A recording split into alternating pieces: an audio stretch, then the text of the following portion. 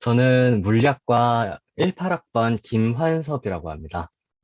앞으로 50분 동안 잘 부탁드릴게요.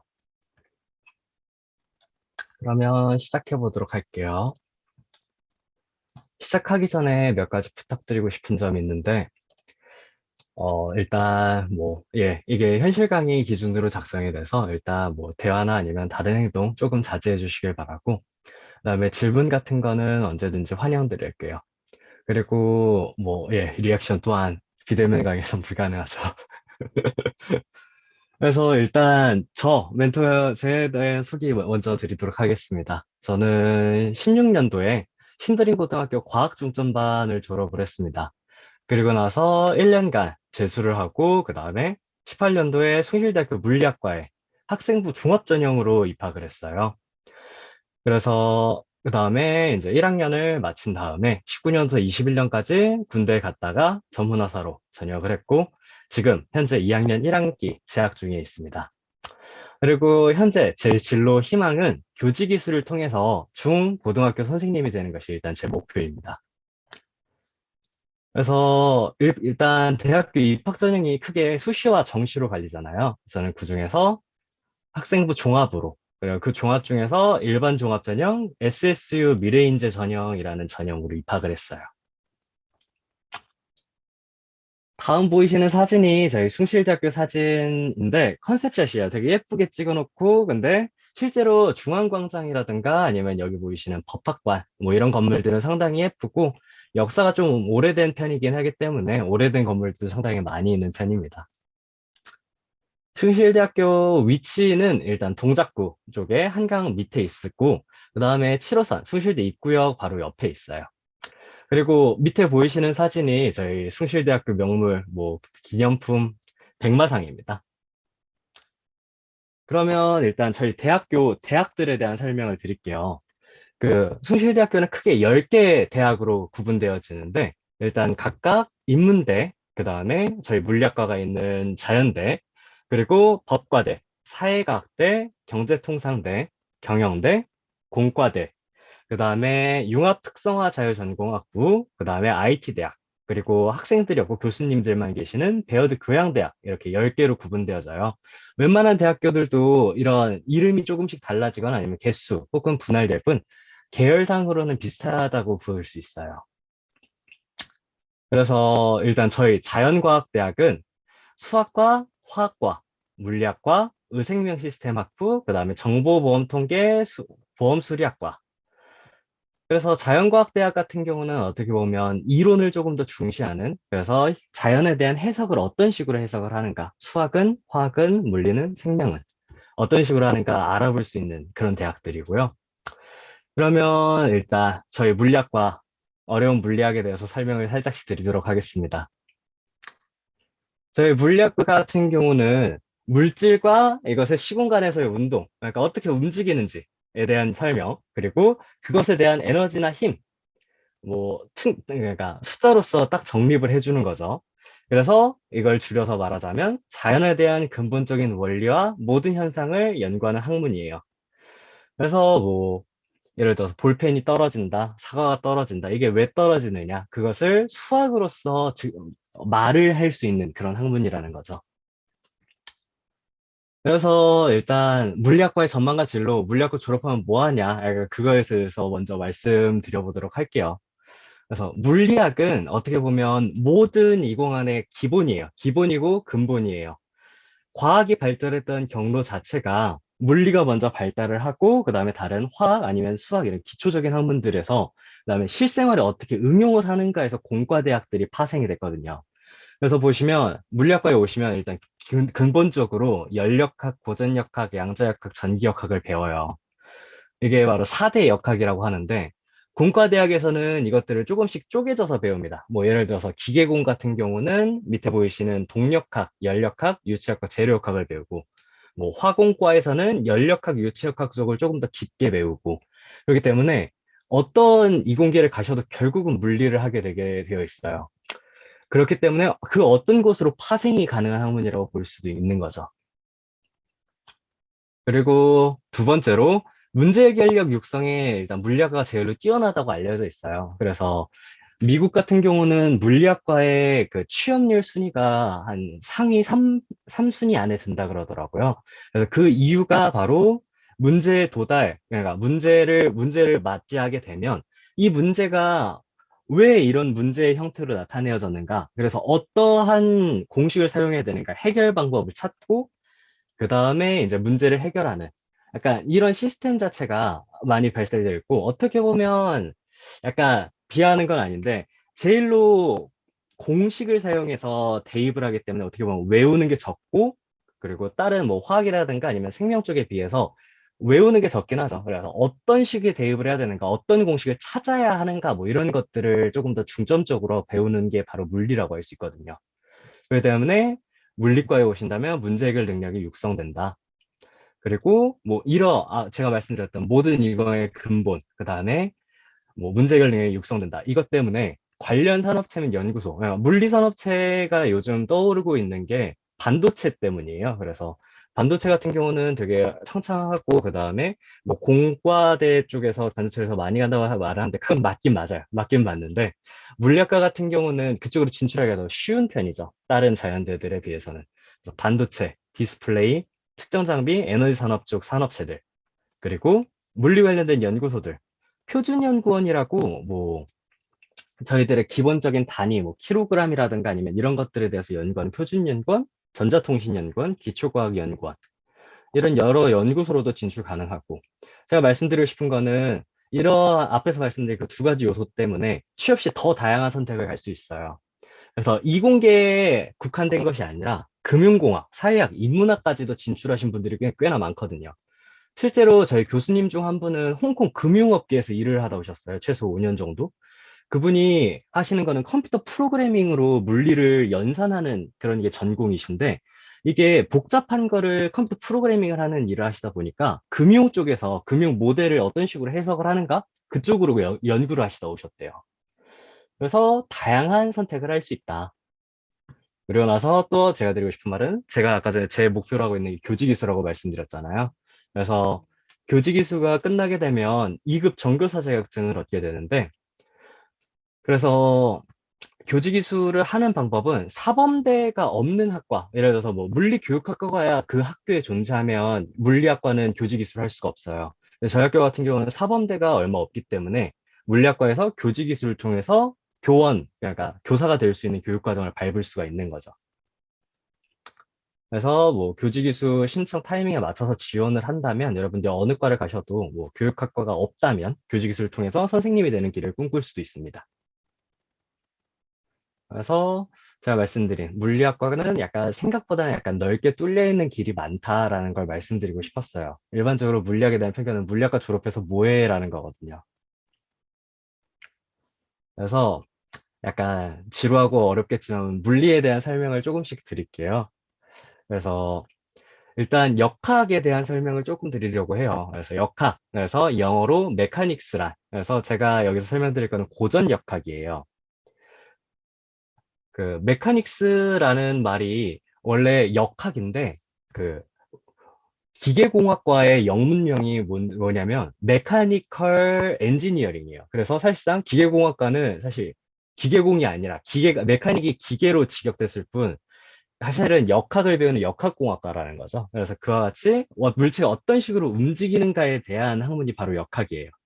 그래서 처음에 아리스토텔레스라는 사람이 물체의 자연스러운 운동은 정지해 있는 거라고 생각을 했어요. 왜냐면 뭐 공이 땅바닥을 구른다고 생각하면 구르다가 멈추잖아요.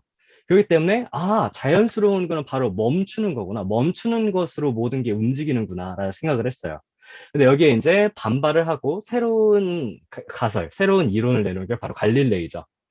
자기가 볼 때 공이 구르다가 멈추는 거는 바닥이 오돌토돌, 바닥이 거칠어서 바닥의 마찰력 때문이라고 자기는 생각이 드는 거예요. 그래서 다른 요인이 없다면 물체는 계속해서 움직이려고 해야 된다. 그래서 같은 속도로 움직여야 된다라고 얘기를 한 거죠.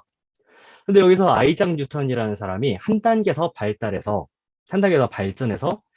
왜 다른 지구로 떨어지지 않는 것인가? 왜 사과는 지구로 떨어지는가? 이런 것들에 대해서 고민을 하다가 도출을 해낸 게 바로 뉴턴의 제3법칙이에요. 그래서 이거에 대한 깊은 이야기는 안 하고 그냥 수식으로 여러분들도 배우셨겠지만 F는 ma 매우 유명한 F는 ma죠. 근데 이거를 이제 수학적으로 더 엄밀히 이야기를 하면 밑에 식과 같은 식이 나와요. fx는 m 곱하기 dt 제곱분의 d 제곱 x. 그래서 왜 여기에 미분이라는 미분 적분이 왜 튀어나오느냐 하냐면 사실은 미적분이 뉴턴이 이 운동방정식을 만들기 위해서 만든 수학적 방법이에요. 그러니까 덧셈뺄셈으로 뭔가 안 될 것 같으니까 미적분학이라는 새로운 개념을 도출을 해낸 거죠. 근데 이제 미적분학에 이제 수학자들이 가지고 가서 아 이거 재밌어 보인다 이거 좋다 이러고 어렵게 만들어 놓은 게 이제 여러분들이 배우신 미적분학이고요. 그 다음에 이제 저희 물리학과에서 제일 중요한 현대물리. 그래서 역학의 개념이 발달된 거 아이작 뉴턴 때에서는 이미 고전적으로 파악하는 모든 물리학이 끝나버렸어요. 근데 뭔가 요즘 더 넓은 우주를 살펴보다 보니 더 작은 뭐 원자들을 살펴보다 보니 이 역학이 맞지가 않는 거죠. 고전 역학이. 그렇기 때문에 현대 물리학은 두 개의 기둥을 근간으로 하고 있어요. 첫 번째는 상대성 이론이고 그다음에 두 번째는 양자역학이에요. 양자역학과 상대성 이론을 좀 비교해 보자면 상대성 이론 같은 경우는 아주 유명한 그 아인슈타인이 만들어낸 거죠. 근데 아인슈타인이 더 대단한 거는 상대성 이론을 만들면서 그 누구의 도움도 받지 않고 그냥 자기 머릿속 하나로 끝내버렸다는 거예요. 심지어 일반 상대성 이론, 특수 상대성 이론을 내놓고 이걸 더 확장시킨 더 넓은 일반 상대성 이론을 내놓는 데까지 5년밖에 안 걸렸어요. 그러니까 5년 만에 어떻게 보면 노벨상을 받을 만한 업적을 두 개나 세운 거죠. 정말 대단한 사람이에요. 근데 이제 양자역학 같은 경우는 양자역학을 연구하는 과학자들도 양자역학을 믿지 않은 경우가 되게 많았어요. 그러다 보니까 양자역학은 되게 많은 사람들이 차근차근 발달을 해온 편이에요. 그래서 보학파 뭐라고 불릴 정도로 수십 명, 수백 명, 그다음에 몇십 년에 걸쳐서 연구가 진행되어 와서 현대 양자역학 모습을 가꾸고 있는 거죠. 그래서 먼저 상대성 이론에 대한 설명을 간략하게 드릴게요. 그래서 뭐 상대성 이론, 블랙홀이 굉장히 유명한 그 예시죠. 뭐 인터스텔라라든가 아니면 영화, 다른 매체들에서 블랙홀에 대한 이야기를 많이 들어보셨을 거예요. 막 이렇게 주변이 막 일그러지는 약간 이런 모형을 생각하게 되는데 그게 맞아요. 그리고 지구 주변에 그 중력이 어떤 식으로 작용하는가 나타내는 그 격자무늬, 이게 바로 일반 상대성 이론을 나타내고 있는 거죠. 그래서 일단 먼저 특수 상대성 이론과 일반 상대성 이론으로 나뉘어져요. 그래서 특수라는 거는 말 그대로 특수, 아주 일부분의 현상들을 설명하는 게 바로 특수 상대성 이론이에요. 그래서 간략하게, 진짜 간략하게 설명하면 보는 사람마다 시간이 다르고 보는 사람마다 길이가 다르다예요. 물체가 움직일 때 말이죠. 근데 이걸 이제 뭐 수식으로서 표현하자면 다음에 보시는 뭐 이런 수식으로 표현이 되어져요. 그래서 시간이 늘어난다. 정지해 있는 사람이 보는 시간이 제일로 짧고 다른 사람들이 그걸 보면 그 시간이 늘어난다라는 것과 그다음에 정지해 있는 사람이 보는 길이가 제일로 길고 다른 사람들이 보면 그 길이가 줄어든다. 뭐 이런 식으로 설명을 할 수가 있겠죠. 그리고 이건 일반 상대성 이론을 표현하고 있어요. 이렇게 우리 주변의 3차원, 우리 주변의 이런 공간을 그냥 평면, 일반적인 고무막이라고 생각을 한다면 중력이라는 거는 이렇게 무거운 물체를 올려놔서 고무판이 이렇게 패이는 듯한 현상을 나타낸다는 거죠. 그래서 이렇게 공간이 패여 있기 때문에 이 위에다가 빛 아니면 뭐 물질들을 이렇게 떼구르르르 굴리면 휘어지게 된다는 거예요. 그리고 이게 너무 많이 휘어 있어서 더 이상 빠져나가지 못하는, 빛조차 빠져나가지 못한다면 그걸 블랙홀이라고 부르고요. 그래서 상대성 이론을 배워서 어디다 써먹느냐 하는데 사실상 주변에 많이 쓰이고 있어요. 그 예시가 일단 GPS 시간 보정이죠.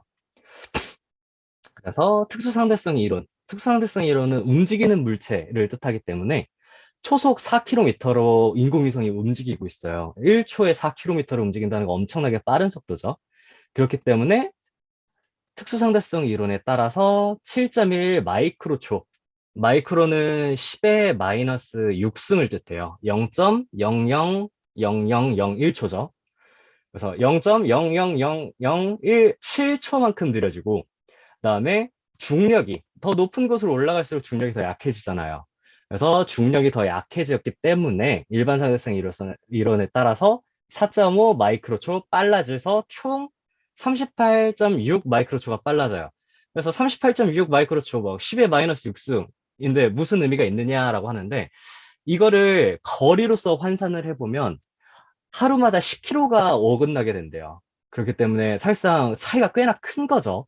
그래서 이 상대성 이론의 보정이 무조건 필요하게 되는 거예요. 그래서 상수 이론은 이렇게 우리 주변에 많이 쓰이게 된다. 그래서 다음으로 양자역학으로 넘어가 볼게요. 양자역학. 양자역학은 과학자들도 계속 이야기를 했어요. 과거부터. 뭐 아인슈타인도 얘기를 했죠. 나는 양자역학 안 믿는다. 신은 주사위를 굴리지 않는다. 난 양자역학 못 믿겠다. 양자역학이 확률로서 나타내진다는데 왜 확률이나 그거는 확률이 아닐 거다라고 부정을 했는데, 사실은 이게 지금 현대 물리에서 정설로 받아들여지고 있어요. 물론 새로운 게 나올 수도 있죠. 과학이라는 게 그러니까. 그래서 처음에 뉴턴 같은 사람들은 빛은 입자라고 생각을 했어요. 그래서 뉴턴은 아까 전에도 말씀드렸다시피 역학이라는 걸로 물리를 종결한 사람이잖아요. 그 당시에. 그렇기 때문에 빛도 당연히 자기가 잘 아는 입자, 알갱이라고 생각을 한 거예요. 근데 이후에 사람들이 계속해서 실험을 하다 보니까 아무리 봐도 빛은 이렇게 물결쳐서 다가오는 파동인 거예요. 그래서 파동으로 1900년까지 완결이 지어졌어요. 화동으로서 모든 현상들을 증명해냈으니까. 근데 아인슈타인이 노벨상을 받은 거는 상대성 이론이 아니에요. 광전 효과라는 이론인데, 광전 효과라는 거는 뭐 빛이 전자를 때려서 전기가 흐르게 된다. 뭐 이런 건데, 이게 바로 빛이 알갱이라는 걸 보여준 거죠. 그래서 빛은 어떨 때 보면 입자고 어떨 때 보면 파동이다라는 걸로 양자역학이 시작이 되게 된 거예요.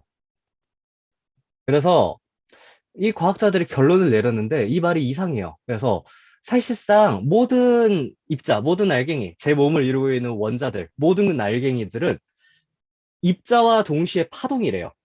이중성을 가진대요. 근데 이 상태로 있다가 저희는 이게 입자인지 파동인지 몰라요. 근데 입자성을 하나를 보게 된다면, 하나가 얘가 입자인 걸 확인하게 되면 입자가 되고 파동인 걸 보게 되면 파동이 된대요. 말이 너무 이상하고 막 과학이 아니라 철학 같은 이야기죠. 근데 이게 지금의 정설이에요. 양자역학의. 그래서 뭐 슈레딩거의 고양이라는 거에 대해서 대충 들어보셨을 거예요. 상자 안에 고양이가 갇혀 있어요. 그러면 우리는 고양이를 보지 못하게 되죠. 고양이가 죽었는지 살았는지 서 있는지 앉아 있는지 알지 못해요. 근데 아이작 뉴턴 같은 그런 고전 철학자, 고전 과학자들은 측정과 관계없이 안쪽에 고양이는 이미 살아있어. 고양이는 이미 일어서 있는 상태야. 라고 주장을 해요. 근데 이제 양자론자들, 양자론을 주장하는 과학자들은 이제 이거에 대해서 설명을 해주죠. 우리는 그 안에 있는 거에 대해서 얘기하지 못해. 우리가 이 상자를 열어봐서 그 상태로 그때 결정이 되는 거야. 그래서 다음 보이시는 걸로, 예, 너무 이상한 내용인데, 그래서 이런 식으로 모든 입자들은 파동이어서 이런 식의 그래프로 그릴 수 있다. 그래서 우리가 그 위치에 이 물질이 있는지 어떻게 알려면 그 넓이를 살펴봐야 돼 라는 식으로 뭐 수학으로 엄청 복잡하게 기술을 해놨어요. 그래서 저도 이걸 배우고 있는데 너무 싫어요. 그래서 양자역학과 그다음에 어떻게 보면 지금 간략하게 고전역학, 뉴턴으로부터 발생된 고전역학, 그다음에 이 양자역학의 상대성 이론의 현대물리의 기능에 대해서 대충 알게 되신 거예요.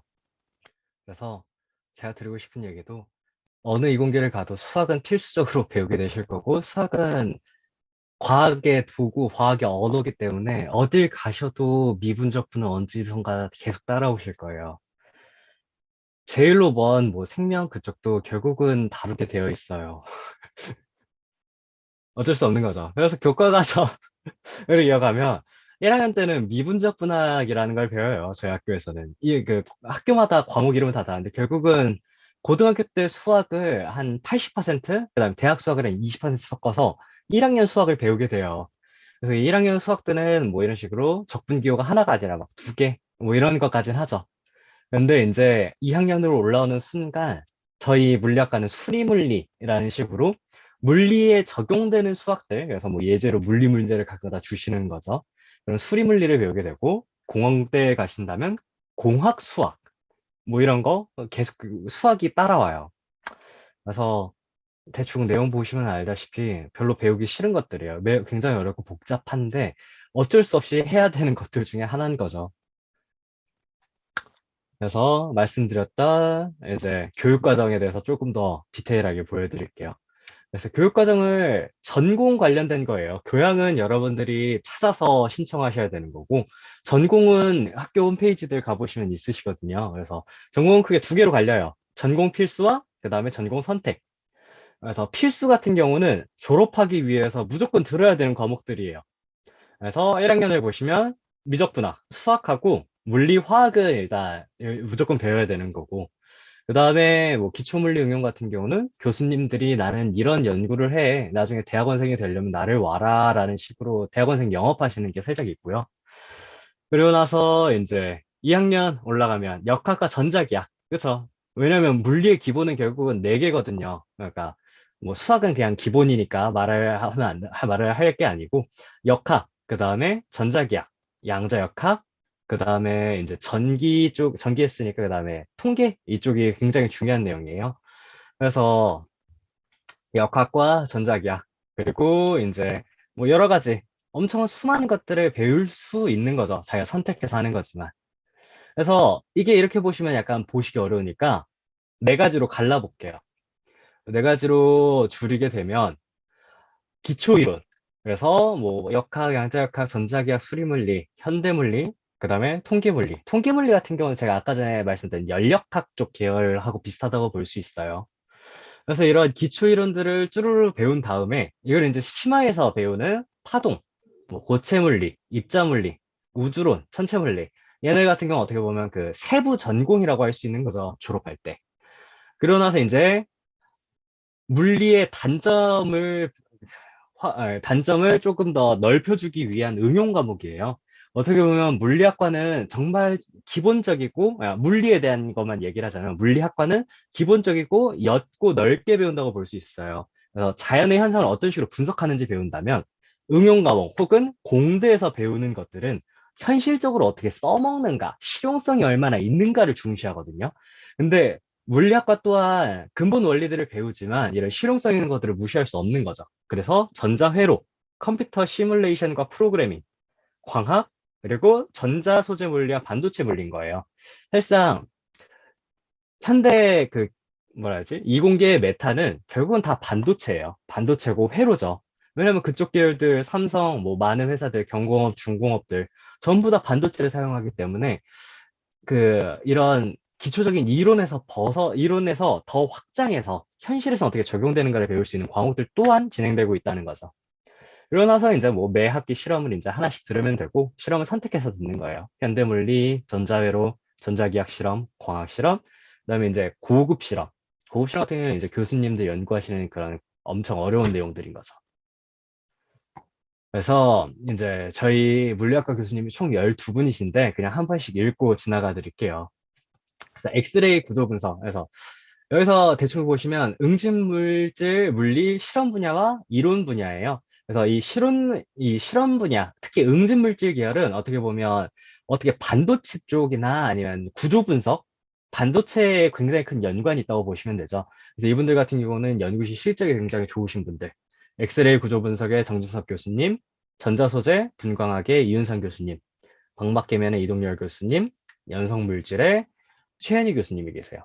그 다음에 이론 분야, 말 그대로 이론, 수학적으로 증명하고 더 개선해 나가는 그런 분들이세요. 그래서 초전도 연구실의 김희상 교수님, 중시계 물리연구실의 이양 교수님. 중시계라는 거는 나노 입자라고 해석을 하시면 돼요. 그래서 사실상 중시계, 눈으로 보이긴 하지만 거의 보이지 않는다라는 뜻이거든요. 그리고 차세대 나노소자 물성연구실의 김남미 교수님.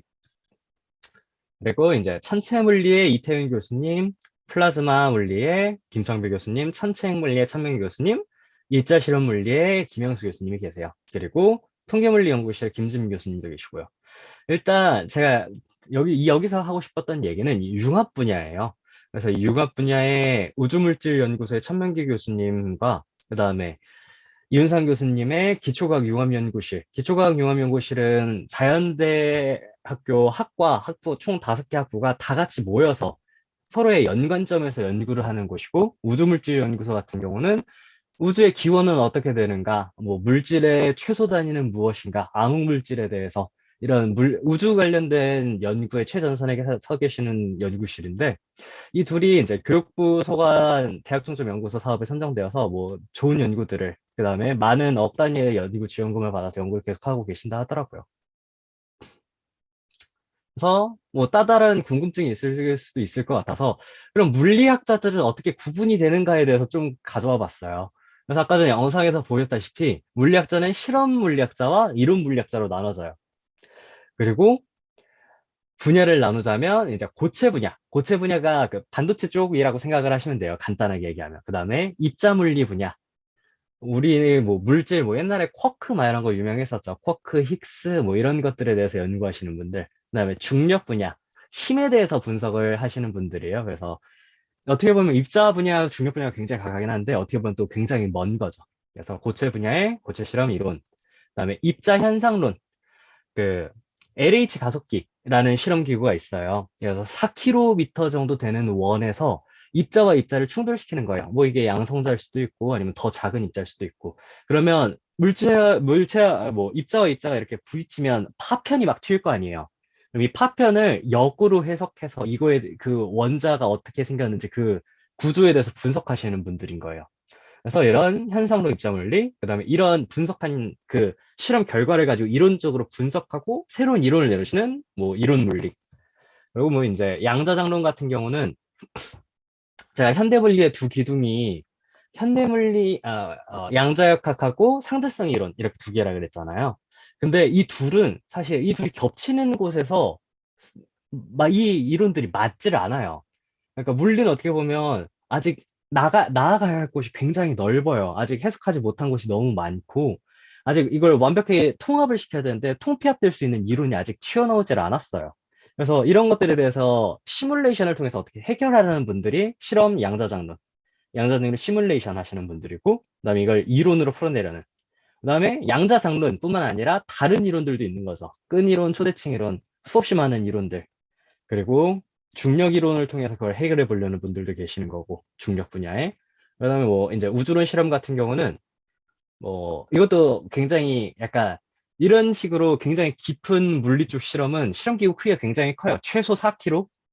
그래서 뭐 우주론 실험 같은 경우는 이제 중력파 실험 장치 뭐 이것도 4km 돼요. 왜 또 4km인지 모르겠는데 가로 4km, 세로 4km 정도 되는 기역자 모양의 실험 기구를 이용해서 이렇게 중력이 이렇게 요동치는 걸 막 파악한다든지 뭐 이런 실험을 하시는 분들이 계세요. 그다음에 그걸 이론으로 푸시는 분들도 계시고요.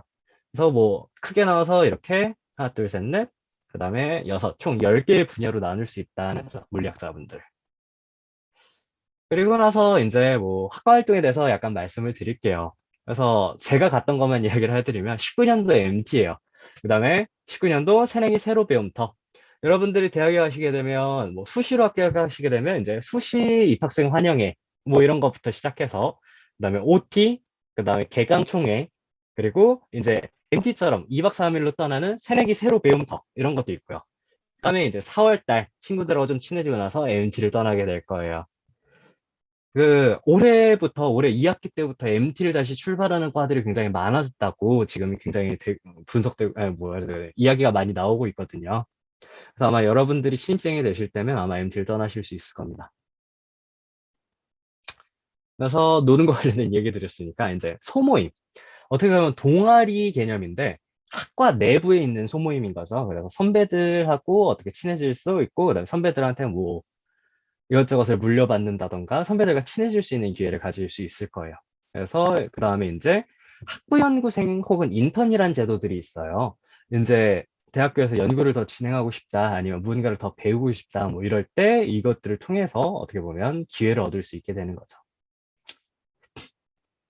그러면 다음으로 저희 카페 관련된 설명 드릴게요. 그래서 뭐 나중에 전공이나 전공 선택, 다른 전공이라도 전공 선택이라든가 아니면 저희 과 관련된 질문들, 물리학과 관련된 질문들이 있다면 카페 이용해 주시면 감사할 것 같고요.